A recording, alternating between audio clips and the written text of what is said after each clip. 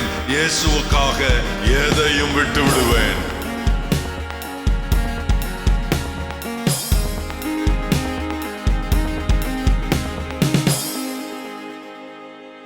ஆண்டவருக்கு மகிமை. 2 வசனம் வாசிக்க போகிறோம். ஒரு வசனம் ரோமருக்கு பரிசுத்த பவுல் எழுதின நிருபம் 2ஆம் அதிகாரம் 10ஆம் வசனம். முன்பு யூதரிலும் பின்பு கிரேக்கரிலும் எவன் நன்மை செய்கிறானோ அவனுக்கு மகிமையும் கனமும் சமாதானமும் உண்டாகும். 37ஆம் சங்கீதம் 3ஆம் வசனம். கர்த்தரை நம்பி நன்மை செய், தேசத்தில் குடியிருந்து, திரும்ப சொல்லுங்கள், கர்த்தரை நம்பி. அந்த முதல் வார்த்தை மட்டும் சொல்லுங்கள், கர்த்தரை நம்பி நன்மை செய். யாரானாலும் சரி, நன்மை செய்கிறவன் எவனோ, எவன் நன்மை செய்கிறானோ அவனுக்கு மகிமையும் கனமும் சமாதானமும் உண்டாகும். அப்படி என்றால் அதை நேர் எதிர்பதமாக்கி நாம் வாசித்தால், எவன் தீமை செய்கிறானோ அவனுக்கு சமாதானம் கிடையாது, கனம் கிடையாது. தீமை செய்கிறவர்களுக்கு நீங்கள் உங்களுக்கு ஒரு ஹோம்ஒர்க் கொடுத்துட்றேன். என்ன, நான் இன்னைக்கு நெகட்டிவ் இப்போ கொண்டு வருவேன். ஆனால் இன்னைக்கு அதை ஹோம்ஒர்க் உங்களுக்கு கொடுத்துட்றேன். தீமை செய்கிறவங்களுக்கு என்னெல்லாம் நடக்கும்னு நீங்களே போய் ஆராய்ச்சி பண்ணிக்கிடுங்க. ஆனால் நன்மை செய்கிறனோன்றது, கிறிஸ்தவ மக்கள் விசுவாசிகள் நாம் நன்மை செய்யணும். இந்த நன்மை செய்யாமல் நான் இருக்கிறதுக்கு காரணமே சொல்லக்கூடாது. நான் முற்காலத்தில் உங்களுக்கு பிரசங்கம் பண்ணியிருக்கிறேன், நன்மை உண்டாவதாக என்று பிரசங்கித்திருக்கிறேன். ஏன்னா நன்மை உங்களுக்கு கர்த்தர் நன்மை செய்வார் என்று பிரசங்கம் பண்ணியிருக்கிறேன். இன்றைக்கு நாம் நன்மை செய்யணும் அப்படின்னு ஆண்டவருடைய வார்த்தை. இந்த நன்மை செய்கிறதுனால, தீமை செய்கிறதுனால ஒரு நல்லது கூட கிடைக்காது. சந்தோஷம் வராது, மகிழ்ச்சி இருக்காது, ஆரோக்கியம் இருக்காது, சமாதானம் இருக்காது. தீமை செய்தால் எல்லா தீமையும் வந்து சேரும், ஒரு நல்லதும் வரவே வராது. நன்மை செய்யணும்ன்றதை நாம இன்னைக்கு படிச்சு கொள்ளணும். நன்மை செய்ய கற்றுக்கொள்ளுங்கள் என்று ஏசாயா தீர்க்கதரிசி சொல்லுகிறார்.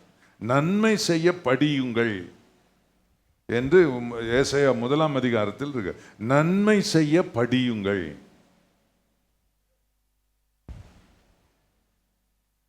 நல்லது செய்யறதுக்கு படிக்கணுமா, கற்றுக்கொள்ளணுமா? தேவன் என்ன சொல்றாரு? இப்பொழுது மனிதன் நன்மை தீமை அறியத்தக்க நம்மில் ஒருவனை போல் ஆகிவிட்டான் அப்படின்னு சொல்றார். ஆதியாகமத்தில் 3ஆம் அதிகாரம் 22ஆம் வசனம் பார்த்தீங்கன்னா, பின்பு தேவனாகிய கர்த்தர், இதோ மனுஷன் நன்மை தீமை அறியத்தக்கவனாய் நம்மில் ஒருவரை போல் ஆனான். இவன் ஜீவ விருட்சத்தின் கனியும் புசித்து இவன் சாகா வரம் பெற்று விட்டா அவ்வளவுதான், பூமி கட்டுச்சு. அதனால் இவன் ஆயுசுக்கு நான் முடிவு கட்ட வேண்டும் என்று சொல்லி கர்த்தர் அந்த தோட்டத்துக்கு புறம்பாக்கி சுடரொளி பட்டயத்தை காவல் வைத்தார். அப்போ ஆண்டவருடைய வார்த்தையின்படி மனுஷன் எல்லாருமே, எந்த ஜாதியின மதத்தை சேர்ந்தவர்களாக இருந்தாலும் மனுஷர் நன்மை தீமை அறிகிறவர்களா. நன்மை எதுன்னு தெரியும், தீமை எதுன்னு எல்லாருக்கும் தெரியும். யாருமே எனக்கு இது தீமைன்னு தெரியாதுன்னு சொல்லவே முடியாது. அந்த அறிவு எல்லாருக்கும் வந்துருச்சு. அதனால இப்போ நமக்கோட கிறிஸ்து இருக்கிறார். நாம் கர்த்தருடைய பிள்ளைகள், கிறிஸ்துவோடு ஐக்கியப்பட்டிருக்கிறோம். இயேசுநாதரை பற்றி அப்போஸ்தலர் நடபடிகளில் ஒரு வாக்கியம் இருக்கிறது. அப்போஸ்தலர் நடபடிகள் 10ஆம் அதிகாரம் 38ஆம் வசனத்தில், நசரேயனாகிய இயேசுவை தேவன் பரிசுத்த ஆவியினாலும் வல்லமையினாலும் அபிஷேகம் பண்ணினார். தேவன் அவருடனே கூட இருந்தபடியினாலே அவர் நன்மை செய்கிறவராயும் பிசாசின் வல்லமையில் அகப்பட்ட யாவரையும் குணமாக்குகிறவராயும் சுற்றித் திரிந்தார். நம்முடைய ஆண்டவர் இயேசு யார்? தீமை செய்கிறவரே கிடையாது. ரெண்டு கவனிங்க. நன்மையின் அதிபதி இயேசு, தீமையின் அதிபதி பிசாசு. சொல்லுங்க பார்க்கலாம் எல்லாரும். நன்மை செய்தா நம்ம யார் பக்கம் நிக்கிறோம்? தீமை செய்தா? ஆமா, இது ஒரு சாதாரண அறிவு தானே. நன்மை எல்லாம் தேவனிடத்தில் இருந்து கிடைக்கிறது என்று யாக்கோபு சொல்லுகிறார். நன்மை என்பது தேவனோடு சம்பந்தப்பட்டது. ஆகவே நம்முடைய ஆண்டவர் யார்? நன்மை செய்கிறவராய். அவர் சரீரத்தில் வாழ்ந்த நாட்களில் அவர் கிராமங்கள் தோறும் பட்டணங்கள் தோறும் சுற்றி நடந்தார். அந்த நாட்களில் எந்த வாகனமும் கிடையாது. கழுதை, கோவேறு கழுதை. குதிரை இருந்துச்சா? குதிரை இருந்திருந்தா ரொம்ப காலம். ஏசுநாதர் குதிரை ஏறினார்னு எங்கேயுமே வசனம் இல்லை. கழுதையில தான் போயிருக்கிறாரு. அல்லது பெரும்பாலும் நடந்தே சென்றிருக்கிறார். கிராமங்கள் தோறும் பட்டணங்கள் தோறும் அவர் சுற்றி திரிந்து நன்மை செய்தார் என்று சொல்லி இருக்கிறது. நன்மை செய்கிறவராய் சுற்றி திரிந்தார். இயேசு செய்த நன்மைகளை நீங்கள் பாருங்கள். இயேசு ஏதாவது தீமை செய்தார் என்று சொல்ல ஏதாவது இருக்கிறதா என்று பாருங்கள், இல்லை. ஆகவே நன்மை செய்ய ஆண்டவர் நம்மை அழைத்திருக்கிறார் என்பதை நாம் கவனிக்க வேண்டும். கர்த்தருக்கு மகிமை உண்டாவதாக. இயேசுநாதர் ஒரு ஓமானம் சொன்னார். அதில் ஆண்டவர் சொன்னார், எருசலேமிலிருந்து ஒருவன் எரிகோவுக்கு போகையில் கள்ளர் கையில் அகப்பட்டான். அவர்கள் அவனை பிடித்து வஸ்திரத்தை உரித்து அவனை அடித்து குற்றியராய் போட்டு சென்றார்கள். அவ்வழியே ஒரு ஆசாரியன் சென்றான், ஒரு லேவியனும் சென்றான், ஒரு சமாரியனும் சென்றான். ஆசாரியனும் லேவியனும் அந்த முதலாவது அந்த குற்றுயிராய் கிடக்கிறவனை பார்த்த அந்த ஆசாரியன் அவனுக்கு நன்மை செய்திருக்க முடியும், அவன் செய்யவில்லை. லேவியனும் அவனுக்கும் முடியவில்லை. இவர் ரெண்டு பேரும் லேவி கோத்திரத்தை சேர்ந்தவங்க தான். இவங்க பிறருக்காகவே தேவனால் தெரிந்து கொள்ளப்பட்டவங்க. அவங்க எந்த உதவியும் செய்யலைன்னு இயேசு தன்னுடைய ஓமாயில் சொல்லியிருக்கிறார். சமாரியன் ஒருவன் வெளியே வந்தான். அவனை தூக்கி தன் மடியில் போட்டு அவனுக்கு காயத்தில் திராட்சரசம் எண்ணெயும் வார்த்து காயங்கட்டி அவனுக்கு போஜனம் கொடுத்து அவனை தன் கழுதையில் மேல் ஏற்றி சத்திரத்துக்கு கொண்டு போய் சத்திரக்காரனிடத்தில் ஒப்புவித்து அவனுக்கு செல்லும் செலவை அவன் பொறுப்பெடுத்து அவனை பாதுகாத்தான் என்று சொல்லி இருக்கிறது. அந்த கவனியங்கள். நாம் எல்லாரும் கிறிஸ்தவ மக்கள் எல்லாரும் இந்த ஆசாரியனையும் லேவியனையும் போல் இருக்கக்கூடாது. கிறிஸ்தவ மக்கள் எல்லாருமே இந்த சமாரியனை போல் இருக்க வேண்டும். அதுதான் எல்லாரும் சொல்கிறோம், குட் சமாரிட்டன் அப்படி சொல்றாங்க, நல்ல சமாரியன் அப்படின்னு ஒவ்வொரு கிறிஸ்தவனும் நல்ல சமாரியனாகத்தான் இருக்க வேண்டும். ஒரு நாளும் தீமை செய்கிற அப்சலோம் போல இருக்கக்கூடாது. தீமை செய்தவர்கள் எல்லாம் வேதத்தில் பாருங்கள், அப்படிப்பட்டவர்களை போல இருக்கக்கூடாது. நன்மை செய்த பரிசுத்தவான்கள் போல நாமும் இருக்க வேண்டும். நீதிமொழிகள் 19:22 நாம் வாசிக்கும் போது, நன்மை செய்ய மனுஷன் கொண்டிருக்கும் ஆசையே தயை என்று சொல்லியிருக்கிறது. நன்மை செய்ய மனுஷன் கொண்டிருக்கும் ஆசை, விருப்பம். நன்மை செய்யறதுல ஒரு ஆர்வம். சிலருக்கு தீமை செய்யறதுல தான் ஆர்வம். என்ன, முள்ளு எடுத்து வழியில போட்டுட்டு யாருக்காவது காலில் குத்திட்டா கே நீ சிரிக்கிற சாத்தாங்குட்டிங்க தான் நிறையா இருக்குதுங்க. பிறருக்கு தீமை செய்து அந்த தீமையில் விளையும் கஷ்டத்துக்கு ரொம்ப பேர் சந்தோஷப்படுகிறவர்கள் இருக்கிறார்கள். நன்மை செய்யணுன்ற ஆசை இருக்கணும். 3 யோவான் 11 யோவான் எழுதின 3வது நிருபம் 11 பிரியமானவனே, நீ தீமையானதை பின்பற்றாமல் நன்மையானதை பின்பற்று. நன்மை செய்கிறவன் தேவனால் உண்டாயிருக்கிறான். நன்மை செய்கிறவன் தேவனால் உண்டாயிருக்கிறான். எல்லாரும் சொல்லுங்க. என்ன அருமையான வசனம். அடுத்தது பாருங்க, தீமை செய்கிறவன் தேவனை காணவில்லை. தேவனோடு அவனுக்கு தொடர்பு இல்லை. தேவனை, இயேசுவை அவனுக்கு தெரியாது. அன்புள்ள ஆண்டவரை அவனுக்கு தெரியாது. தீமையை பின்பற்றாதே, நன்மையை பின்பற்று. நன்மை செய்கிறவன் தேவனால் உண்டாயிருக்கிறான். தீமை செய்கிறவன் தேவனை அறியான். நம்மை நாம் நிறுத்தி பார்க்க வேணும். இப்போ தீமை செய்யறதுன்னா என்ன அப்படின்னு உங்களுக்கு லிஸ்ட் அவுட் பண்ணணும்னு இருந்தா, வேதத்தில் ஒரு சில குறிப்புகளை நான் சொல்லுகிறேன். ஆனால் உங்களுக்கே தெரியும் எது நன்மை எது தீமை என்று உங்களுக்கு நன்றாவே தெரியும். எபேசியருக்கு எழுதின நிருபத்தில் 6ஆம் அதிகாரம் 7ஆம் வசனத்தில், அடிமையானவனானாலும் சுயாதீனம் உள்ளவனானாலும் அவனவன் செய்கிற நன்மையின் படியே கர்த்தரிடத்தில் பலனை அடைவான் என்று அறியணும். நன்மை செய்கிறதுக்கு தக்கவாறு எவ்வளவு நன்மை செய்திருக்கிற அவ்வளவு பிளஸிங், எவ்வளவு நன்மை செய்திருக்கிற அதுக்கு தக்க ரிவார்ட் ஆண்டவர்கிட்ட இருந்து கிடைக்கும். தீமை செய்தால் அது வேற விஷயம். அதுதான் அங்கே சொல்லியிருக்கு பாருங்க.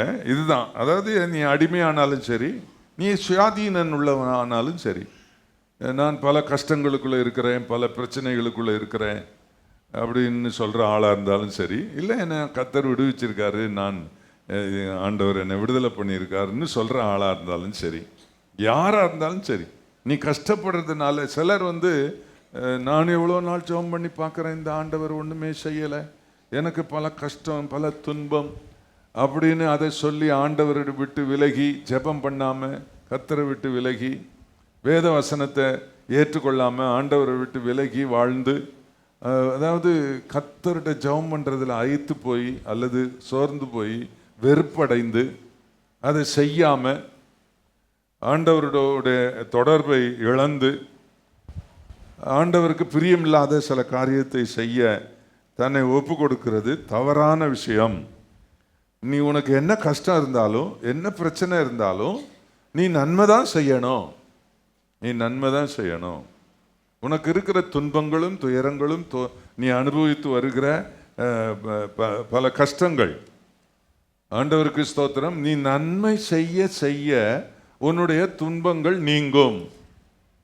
அதாவது நீ நன்மை செய்கிற அளவின்படியே, அப்படி நான் வாசித்தோம் அல்லவா, நன்மை செய்கிற அந்த அந்த அந்த அதற்கு தக்கவாறு ஆண்டவர் பலன் கொடுப்பார். ஆண்டவருக்கு மகிமை உண்டாவதாக.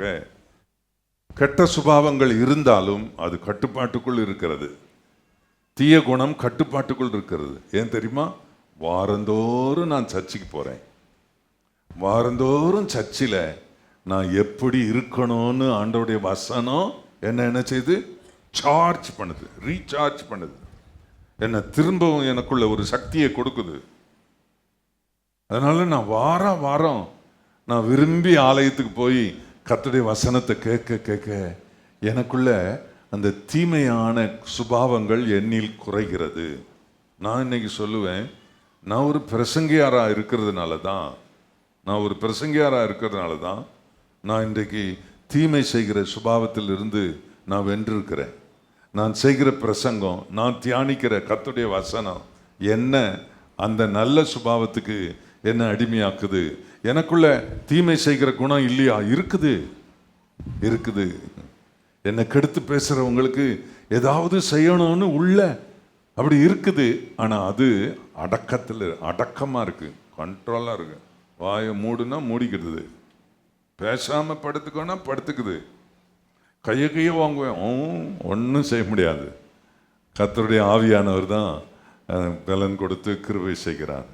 இந்த ரீதியில் நீங்கள் சிந்தித்து பாருங்கள். ஏன் என்னால் நன்மை செய்ய முடியவில்லை?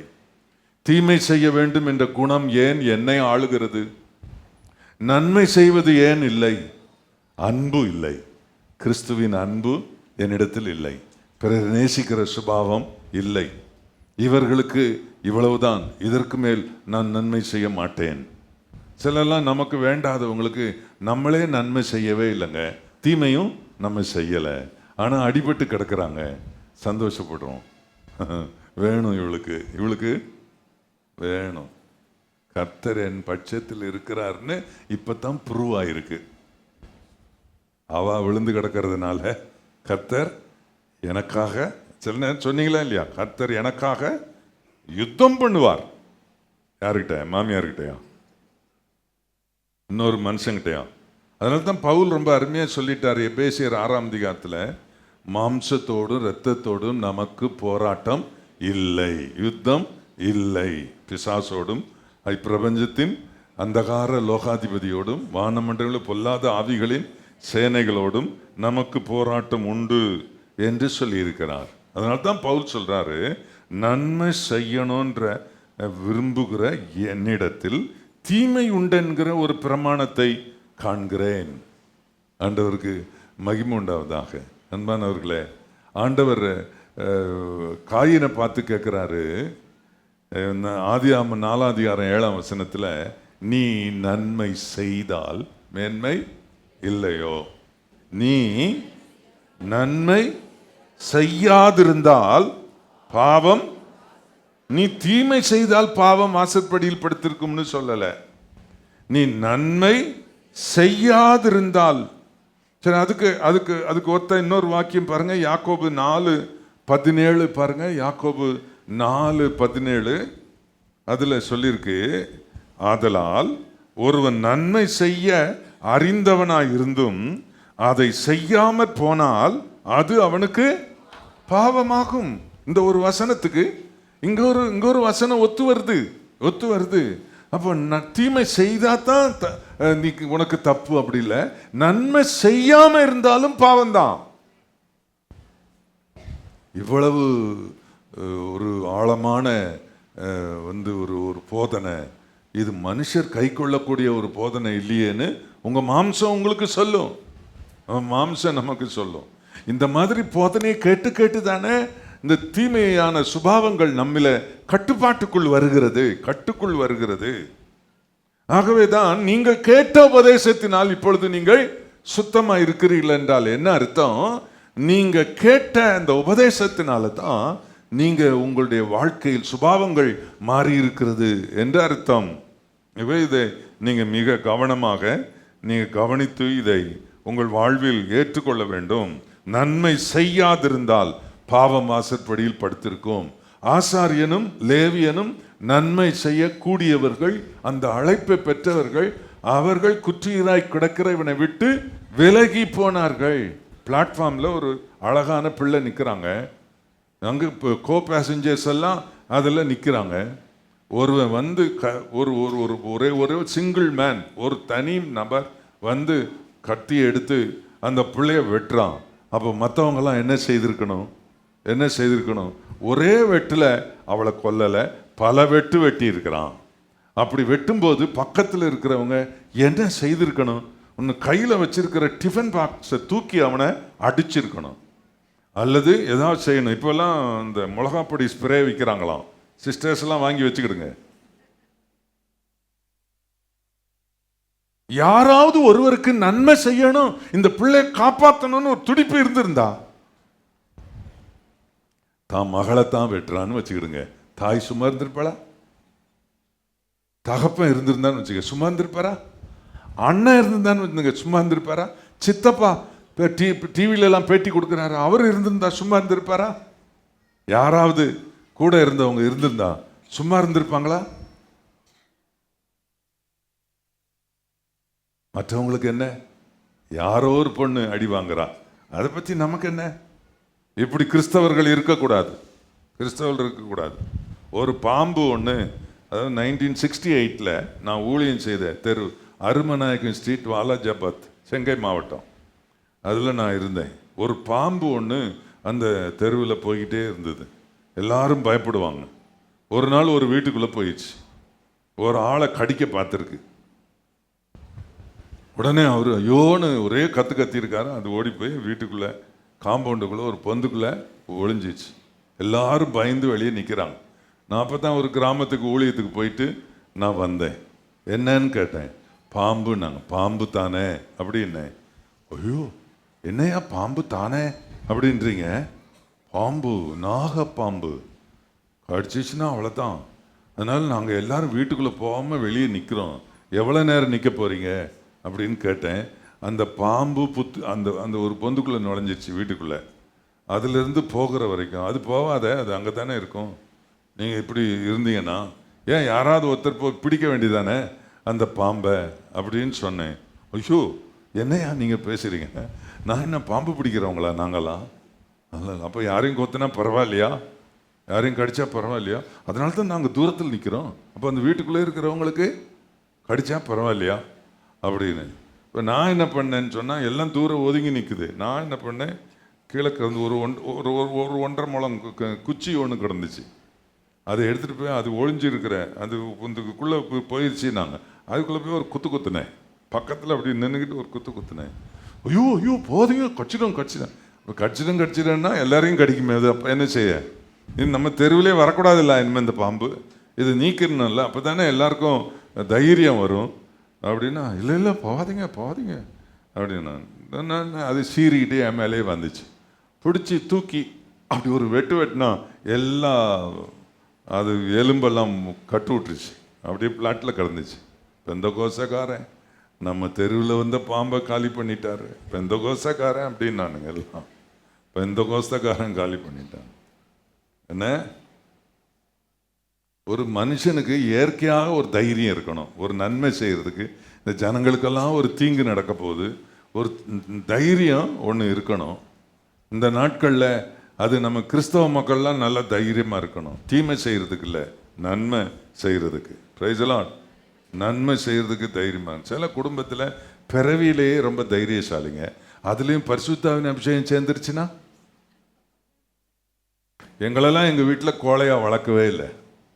எங்கள் அப்பாலாம் பயங்கரமான ஆள். சரி, இதெல்லாம் சொல்லி நான் இப்போது நேரத்தை போக்க விரும்பலை. ஆனால் சுபாவமாகவே சிலர் ரொம்ப தைரியசாலிங்க. சுபாவமாகவே ரொம்ப பேர் கோழைகள், பயங்காளிகள். அப்படி இருக்கக்கூடாது. தைரியமாக இருக்கணும். நன்மை செய்யறதுக்குரிய நல்ல ஒரு ஆற்றலை கர்த்தர் நமக்கு ஆண்டவர் கொடுக்கணும். யாருக்காவது நன்மை செய்யணும்னு தெரிஞ்சால் உடனே நன்மை செய்யணும். சட்டம்லாம் பேசக்கூடாது. அந்த நேரம் என்ன செய்யக்கூடாது? சட்டம் பேசக்கூடாது. இந்த ஆசாரியன்ட்ட கேட்டிருந்தா என்ன சொல்லியிருப்பான்? ஒருவேளை அது அந்த ஆண்டவர் சொன்ன ஓமையில் ஆசாரியனும் லேவியனும் சும்மா போயிட்டான்றதுனால அவன் ஒருவேளை ஓய்வு நாளில் வந்திருப்பானோ. அதனால ஆசாரியன் என்ன சொல்லியிருப்பார்? ஐயோ, ஒருத்தன் சொன்னா நம்ம வெள்ளிக்கிழமை நான் கத்தியே எடுக்கிறது இல்லைன்னு. இன்னைக்கு என்ன கிழமை? வெள்ளிக்கிழமை. கத்தியே எடுக்கக்கூடாது. இன்னைக்கு சாபத், இன்னைக்கு ஓய்வு நாள். ஐயோ, ஓய்வு நாளில் நாங்கள் எதுவுமே வேலையே செய்யறதில்ல, நாங்கள் வேலையே செய்யறதில்ல அப்படின்னு. கழுத மேலே போய்கிட்டு இருக்கே, அது ஒரு வேலை தானடா, காப்பாற்ற வேண்டியது தானே. வேலையே செய்யறதில்ல. லேவியன், நானும் சட்டத்தை நியாயப்பிரமாணத்தை ஒழுங்காக கை கொள்றவன், வேலையே செய்யறதில்ல அப்படின்னு சொல்லி. சமாரியனுக்கு ஒரு சட்டம் கிடையாது. என்ன, அவன் ஃப்ரீயாக நன்மை செய்திருவான். சட்டம். இப்போ சமீபத்தில் ஒரு சம்பவம் 1ஆம் தேதி பேப்பரில் நான் வாசித்தேன். நீங்கள் வாசித்தீங்களா என்னன்னு தெரியல. 1ஆம் தேதி நான் பேப்பரில் ஒரு சம்பவம் வாசித்தேன். என்னன்னு சொன்னால், அமெரிக்காவில் கனடாவில் டொராண்டோவில் நடந்த ஒரு சம்பவம். 1/7/16. அதில் சீக்கியர் ஒருவர் தனது தலைப்பாயை கழற்றி ஆற்றில் சிக்கிய சிறுமி ஒருவரை மீட்டுள்ளார். இதற்கு பல்வேறு தரப்பினரும் பாராட்டு தெரிவித்துள்ளனர். ஆனால் சீக்கிய மத தலைவருங்க என்ன சொன்னாங்கன்னு தெரியாது. அதை போடலை. என்னதான் வருமா இருக்கும் செய்தி. கனடா, பிரிட்டிஷ் கொலம்பியா மாகாணத்தின் கம்லூப்ஸ் பகுதியை சேர்ந்தவர் விவசாயி அவதார் ஹோதி. 65 வயசு அவருக்கு. சீக்கியரான இவர் கடந்த சனிக்கிழமை தன் மகன் பால் இவர் மகன்னா கன்வெர்ட் ஆகியிருப்பார் போலுக்கு. கன்வெர்ட் ஆன சீக்கியராக இருப்பார்னு நினைக்கிறேன். மகன் பால், இவர் ஹோதி. வடக்கு காம்ப்ளூஸ் பகுதியில் உள்ள தனது விவசாய பண்ணையில் வேலை செய்து கொண்டிருந்தார். அப்பொழுது ஆற்றில் இருந்து ஒரு பெண்ணின் அலறல் சத்தம் கேட்டுள்ளது. இதனை அடுத்து ஹோதியும் அவரது மகன் பாலும் பண்ணையிலிருந்து அங்கு ஓடினார்கள். அப்பொழுது சிறுமி ஒருவர் ஆற்றில் மூழ்கியபடி காப்பாற்றுங்கள் என்று அலறிக்கொண்டிருந்தார். இதை பார்த்த ஹோதி சற்றும் யோசிக்காமல் தன் தலைப்பாகையை கழற்றி ஒரு முனையை தான் பிடித்து கொண்டு மறுமுனையை ஆற்றில் தத்தளிக்கும் சிறுமியிடம் வீசினார். தலைப்பாகையை கயிறு போல பயன்படுத்தி சிறுமியை கரையை சேர்த்தார். பொதுவாக சீக்கியர்கள் தங்களது மத அடையாளமான தலைப்பாகையை பொது இடங்களில் அவிழ்க்க மாட்டார்கள். விமான நிலையத்தில் செக்யூரிட்டி செக் வரும்போது சோதனைக்காக தலைப்பாயை அவிழ்க்க சீக்கியர்கள் மறுப்பு தெரிவிப்பார்கள். அவ்வளவு முக்கியமானது. ஆனால் சற்றும் தாமதிக்காமல் ஹோதி செய்த இந்த செயல் மூலம் ஒரு சிறுமியின் உயிர் காப்பாற்றப்பட்டுள்ளது. சீக்கியரான ஹோதியின் இந்த செயலுக்கு அனைத்து தரப்பினரும் பாராட்டு தெரிவித்தனர். ஆனால் சீக்கிய மத குருக்கள் என்ன சொல்ல போறாங்கன்னு தெரியாது. அல்ல கவனிங்க. இப்ப சிலர் என்ன பண்ணிருப்பாங்க, ஐயோ ஐயோ ஐயோ போதே, ஐயோ சிறுமி போதே, ஐயோ சிறுமி போதே. சிலருக்கு நீச்சலும் தெரியாது, கடப்பார நீச்சல் அடிப்பான்.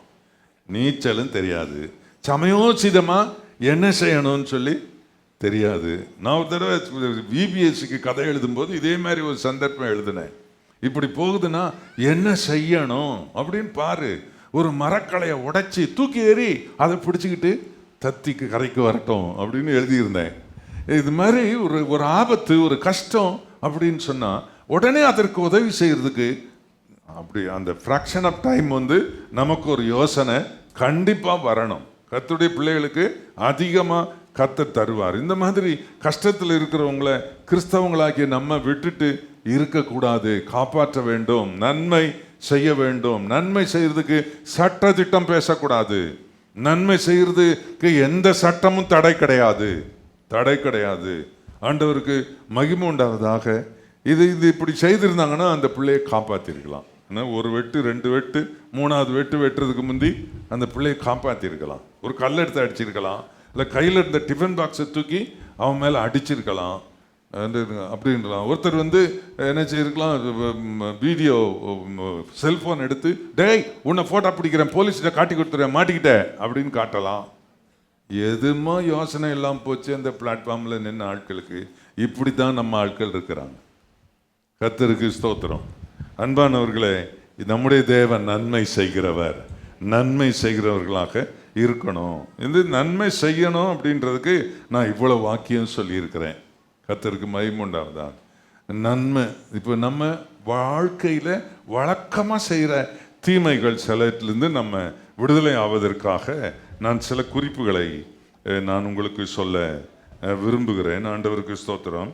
யாரெல்லாம் நன்மை செய்கிறாங்களோ அவங்க தான் முதலாம் உயிர்த்தெழுதலில் எழுப்புவாங்கன்னு வசனம் சொல்லியிருக்கு. யோவான் 5:28, 29 இதை குறித்து நீங்கள் ஆச்சரியப்பட வேண்டாம். ஏனென்றால் பிரேத குழிகளில் உள்ள அனைவரும் அவருடைய சத்தத்தை கேட்கும் காலம் வரும்.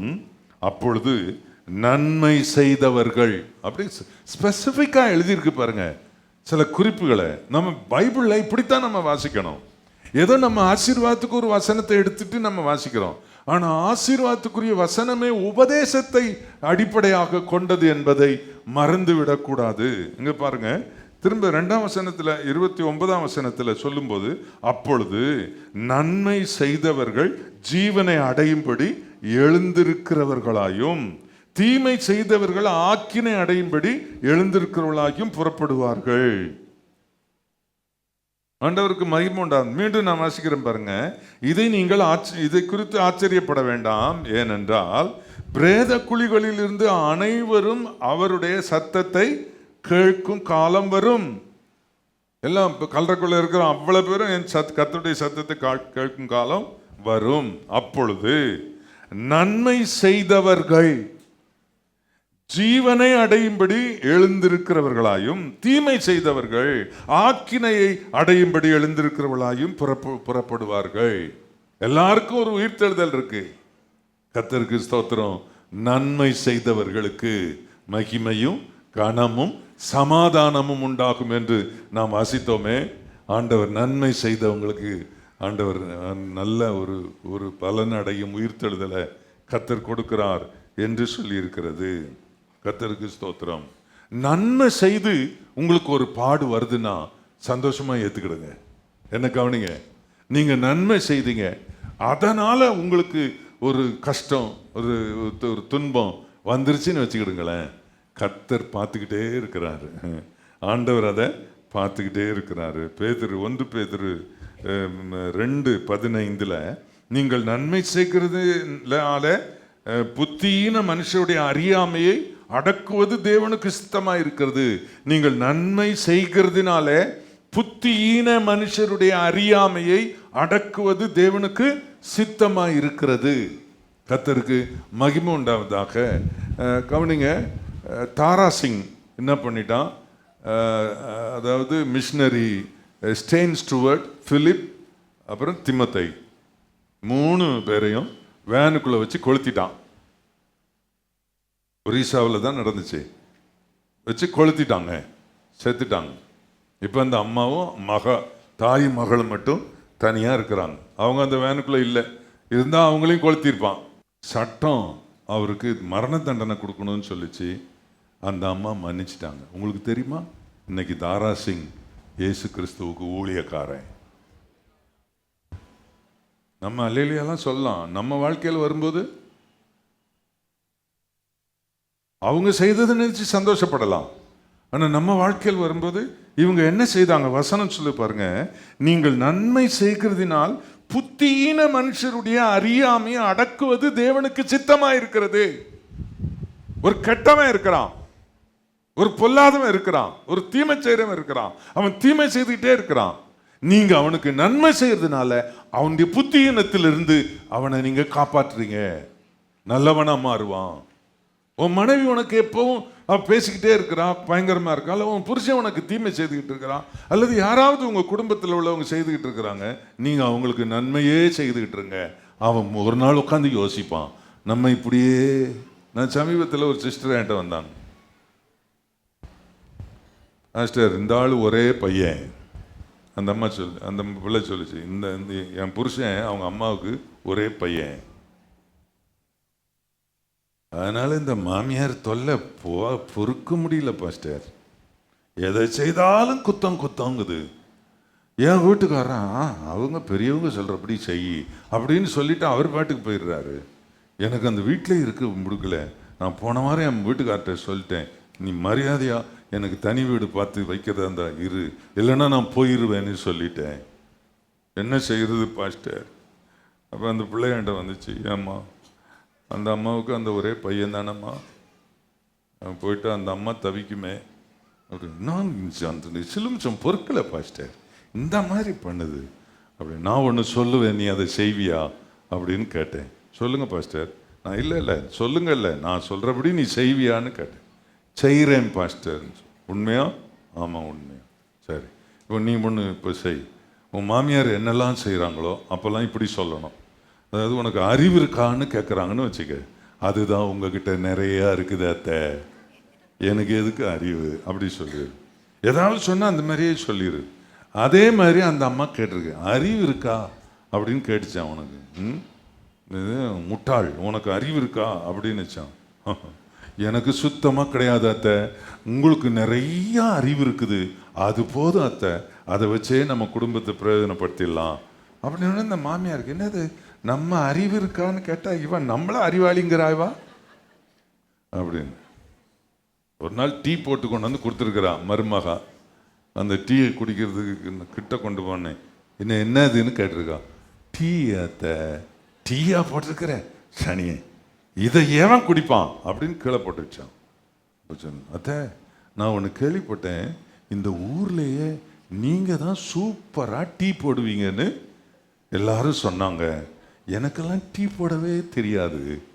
இப்படி ஒவ்வொன்றும் இவளை சொல்ல சொல்ல அந்த அம்மாவை தூக்கி பேசி பேசி கட்சியில் மகனை பார்த்து சொல்லிச்சான், போடா நீ வேண்டாம், என் மருமகளே எனக்கு போதுண்டா, என்ன மாதிரி மருமகான்னு அப்படி ஆயிடுச்சு. அந்த மாமியார் புத்தியினம் மாறிச்சா? மாறிச்சிங்களா? எப்போவுமே தீமையை நன்மையினால் வெல்லுன்னு தான் பைபிள் சொல்லி இருக்கு நமக்கு. தீமைக்கு தீமை நிச்சயமா ஏதாவது ஒரு விபரீதத்தை உண்டாக்கும். நன்மை செய்ய படியுங்கள் என்று வேதம் சொல்லுகிறத நாம் ஏற்றுக்கொள்ள வேணும். அதனால்தான் இந்த வசனத்துல பேதுரு சொல்றாரு, நீங்கள் நன்மை செய்கிறதுனால் புத்தீன மனுஷருடைய அறியாமை அடக்குவது தேவனுக்கு சித்தமா இருக்கிறது. தாராசிங்க இன்னைக்கு பைபிள் எடுத்துட்டு பிரசங்கம் பண்றானாங்க. எவ்வளவு பெரிய ஆச்சரியம்! கர்த்தருக்கு ஸ்தோத்திரம். நிச்சயமா இந்த இந்த ஸ்டெயின்ஸ், தீமோத்தை, பிலிப் 3 பேரும் பரலோகத்தில் இருப்பாங்க. ஆனா ஒரு பயங்கரமான ஒரு கொலைகாரன் இன்றைக்கு மனம் திரும்ப எவ்வளவு பெரிய வாய்ப்பு. 1 பேதுரு 2:20, நீங்கள் குற்றம் செய்து அடிக்கப்படும் போது பொறுமையோடு சகித்தால் அதனால் என்ன கீர்த்தி உண்டு? நீங்கள் நன்மை செய்து பாடுபடும் போது பொறுமையோடு சகித்தால் அதுவே தேவனுக்கு முன்பாக பிரீதியாயிருக்கும். கர்த்தருக்கு ஸ்தோத்திரம். தீமை செய்து பேச்சுக்கு பேசி நீங்க துன்பம் அனுபவிக்கிறது அல்ல, நன்மை செய்து பாட அனுபவித்தா அதுதான் மேன்மை. 1 பேதுரு 3:17, தீமை செய்து பாட அனுபவிப்பதிலும் தேவனுக்கு சித்தமானால் நன்மை செய்து பாட அனுப்புவதே மேன்மையாக இருக்கும். Praise the Lord. நன்மை செய்வதென்றால் ஒரு 2-3 குறிப்பு மட்டும் சொல்லி நான் முடிச்சிடுறேங்க.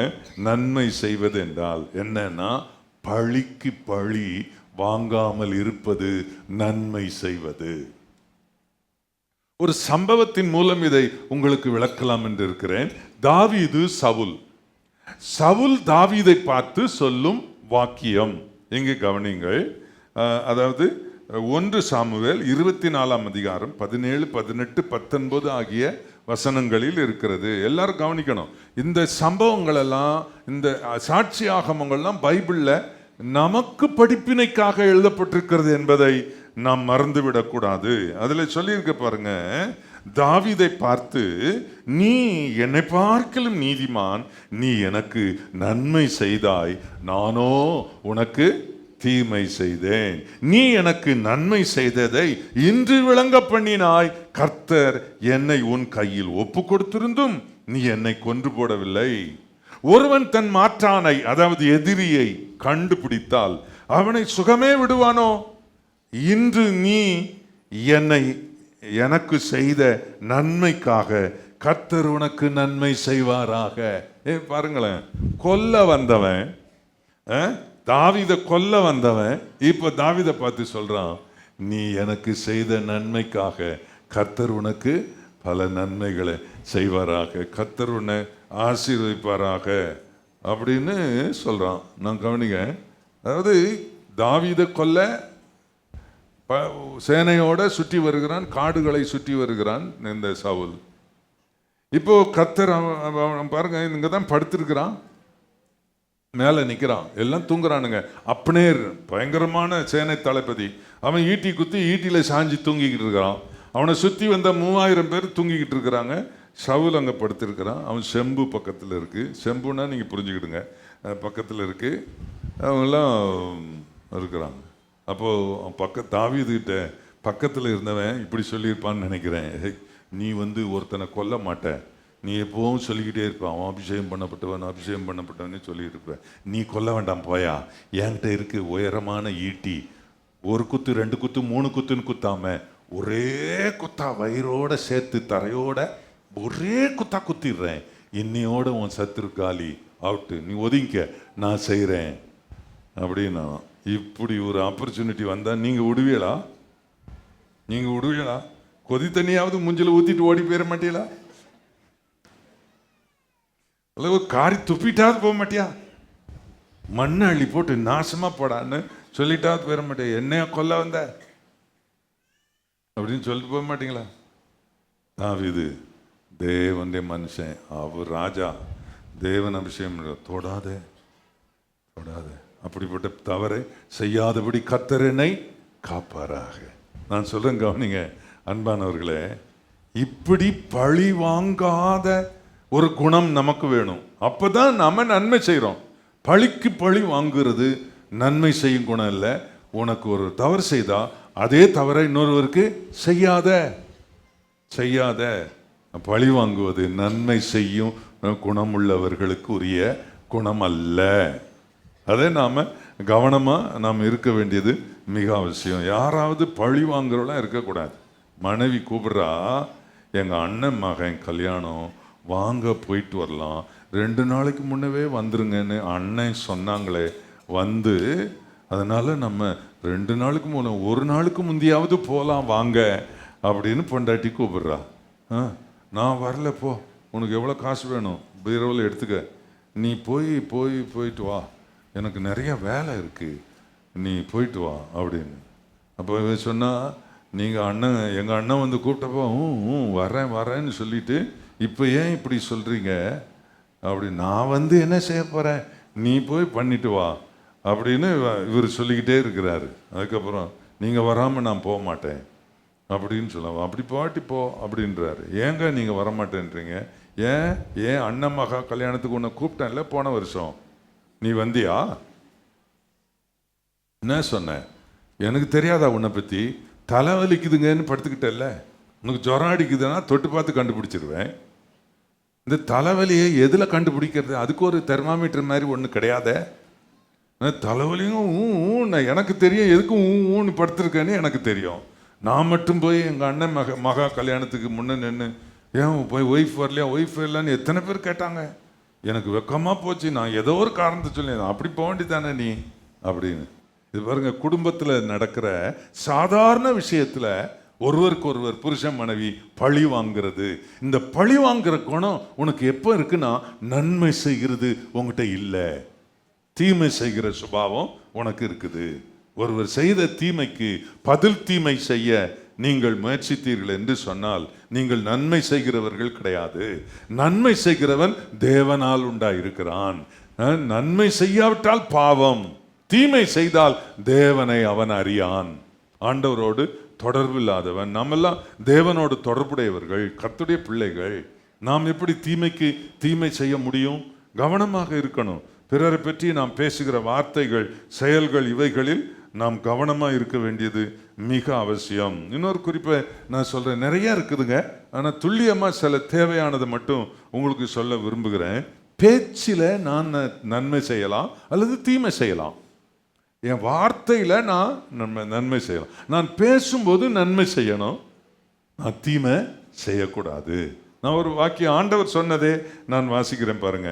ஆதியாகமம் 31 அதிகாரம் 24 வசனம். அன்று ராத்திரி தேவன் சீரியா தேசத்தானாகிய லாபானுக்கு சொப்பனத்தில் தோன்றி, நீ யாக்கோபோட நன்மையே அன்றி தீமை ஒன்றும் பேசாதபடிக்கு எச்சரிக்கையாயிரு என்றார்.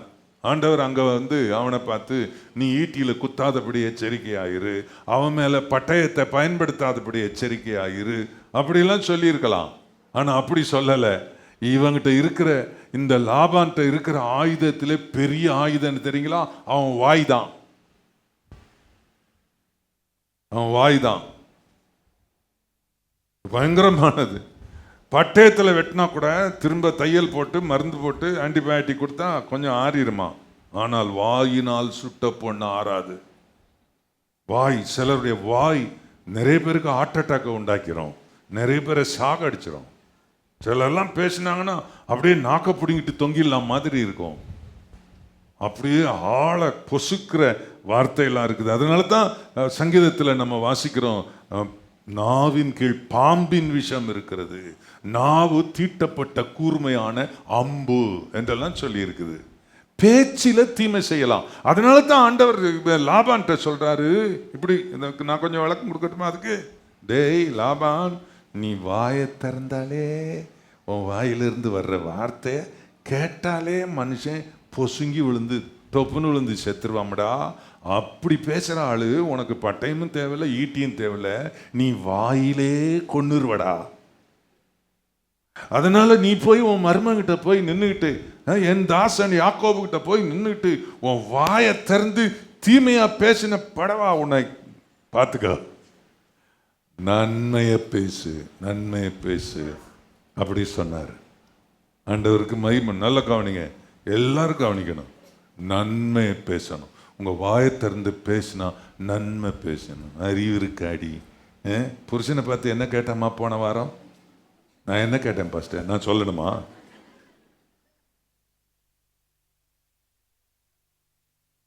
இவளுக்கு கச்சமச்சம் கச்சமச்சம் கச்சமச்சம் நிறைய பேசுவாள். இவர் ஒன்று தான் பேசுவார், அது பெரிய அணுகுண்டு மாதிரி போட்டுருவார். இவ பேசினதை விட 1000 மடங்கு பெரிய அணுகுண்டு டொப்புன்னு போட்டு எல்லாத்தையும் காலி பண்ணிடுவார் மீசக்காரர்.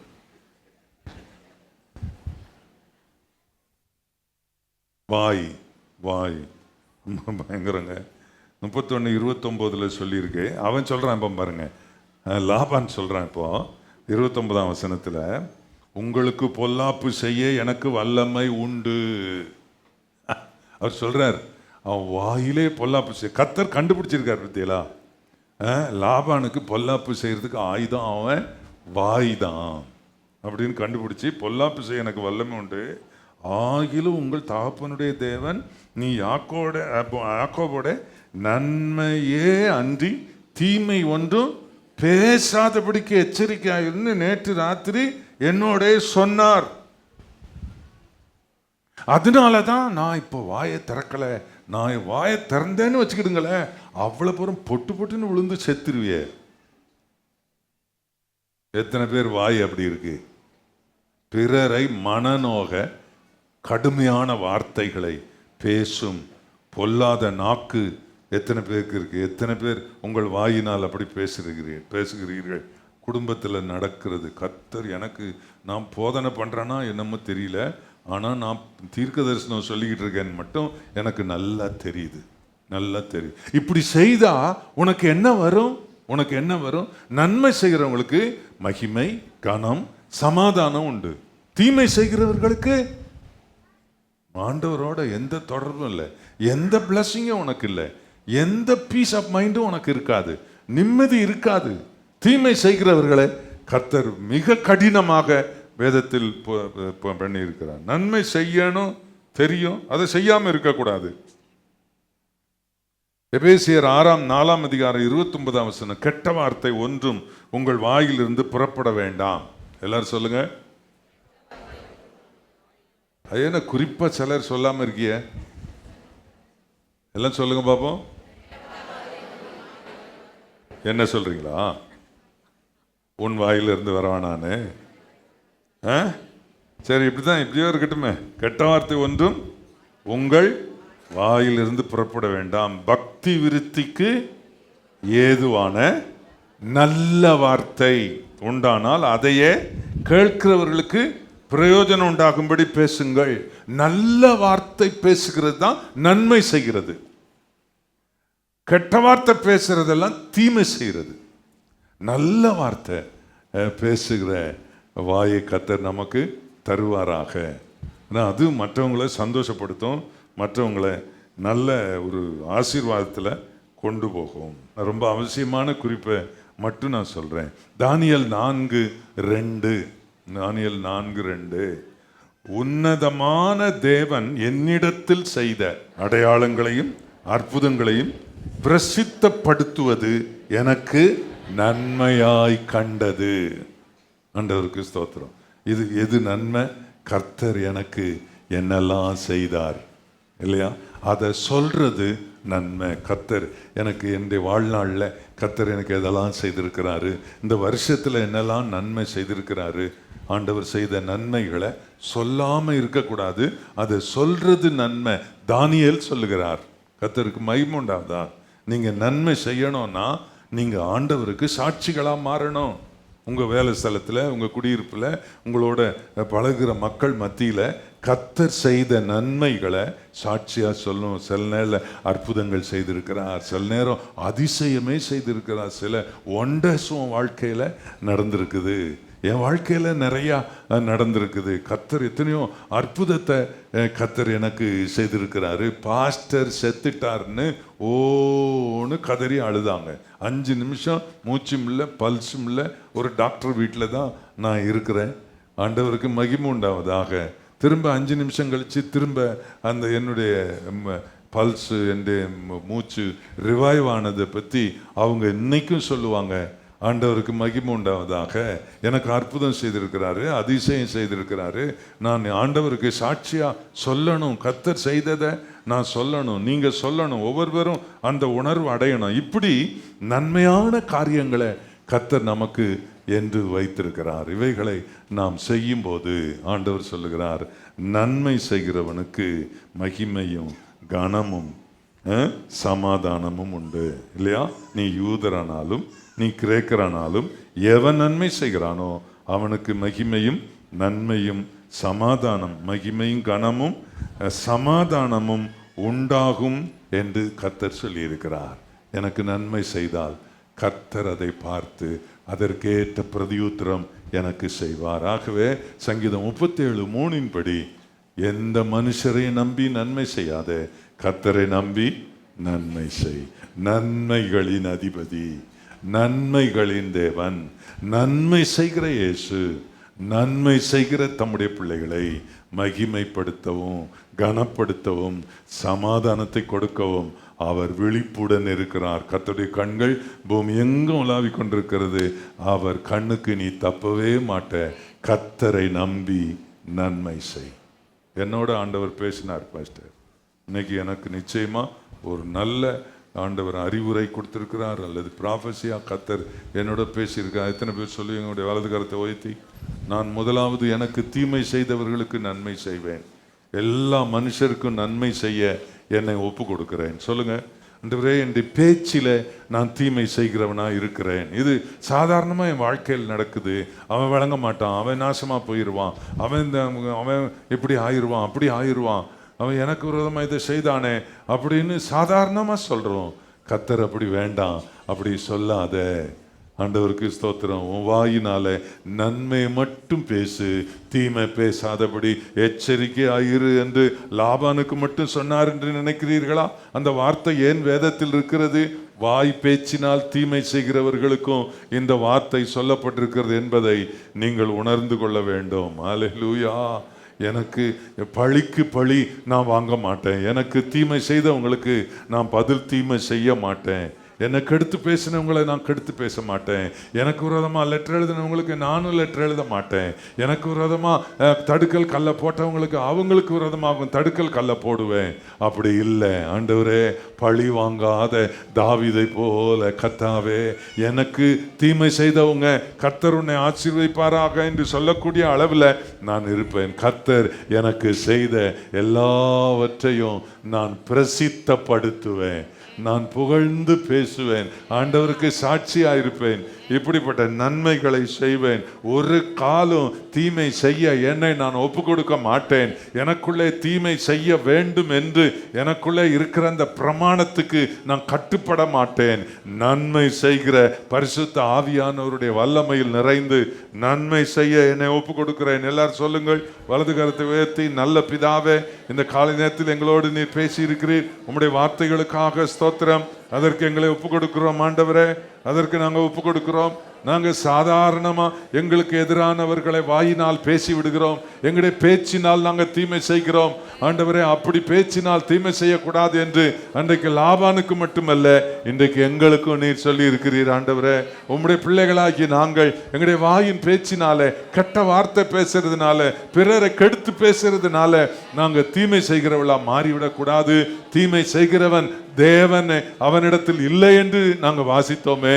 நன்மை செய்கிறவர்கள் தேவனால் உண்டாயிருக்கிறார்கள் என்று சொல்லி இருக்கிறதை கர்த்தாவே, நாங்கள் தீமை செய்யறதுக்கு காரணம் பிறர் மேல் அன்பில்லாததுனால தான் நாங்கள் தீமை செய்கிறோம். ஆண்டவரே, அன்பு இருந்தா நாங்கள் தீமை செய்ய மாட்டோம் என்று ஆண்டவரே யோவான் 3:11 யோவான் சொல்றாரு. இப்படிப்பட்ட நல்ல சுபாவங்களை எங்களுக்கு தந்து நன்மை செய்கிறவர்களாய் எங்களை ஆசீர்வதி. எல்லாரும் சொல்லுங்க, நன்மை செய்கிறவர்களாய் எங்களை ஆசீர்வதித்து அனுப்புவோம். ஆண்டவருக்கு ஸ்தோத்திரம். நீங்க ஒப்பு கொடுத்தல கர்த்தர் ஏற்றுக்கொண்டு ஆண்டவர் உன்னை பார்த்து சொல்றாரு, நன்மை செய்ய தீர்மானித்திருக்கிறேன் மகளே, நன்மை செய்ய தீர்மானித்திருக்கிறேன் மகனே, உனக்கு மகிமையும் கனமும் சமாதானமும் உண்டாவதாக. ஆண்டவருடைய வார்த்தை உனக்கு சொல்லுது. அல்லேலூயா. ஆண்டவர் உனக்கு மகிமைப்படுத்துவார், பலருக்கு முன்னாக உன்னை புகழச் செய்வாரு. அது மாத்திரமல்ல அன்பான சகோதரா சகோதரியே, நீ கனம் அடைவாய், கனம் அடைவாய், கனம் அடைவாய். உனக்கு சமாதானம் உண்டாகும். இந்த வார்த்தையின்படி உங்களுடைய பிள்ளைகள் ஆசீர்வதிக்கப்படுவார்களாக. ஆண்டவரே, ஆசீர்வாதத்துக்குரியவர்களாகிய நாங்கள் நன்மை செய்கிற அந்த கிருபை வரங்களால் நிரப்பப்பட்டவர்களாக, அந்த இயேசுவின் சுபாவத்தினாலே ஆண்டவரே இந்த பிப்ளிக்கல் ஆட்டிடியூட் எங்களிலே காணப்பட்டு நாங்கள் ஆண்டவரே ஆசீர்வதிக்கப்பட்டவர்களாக இருக்க எங்களை ஆசீர்வதித்து அனுப்புவோம்.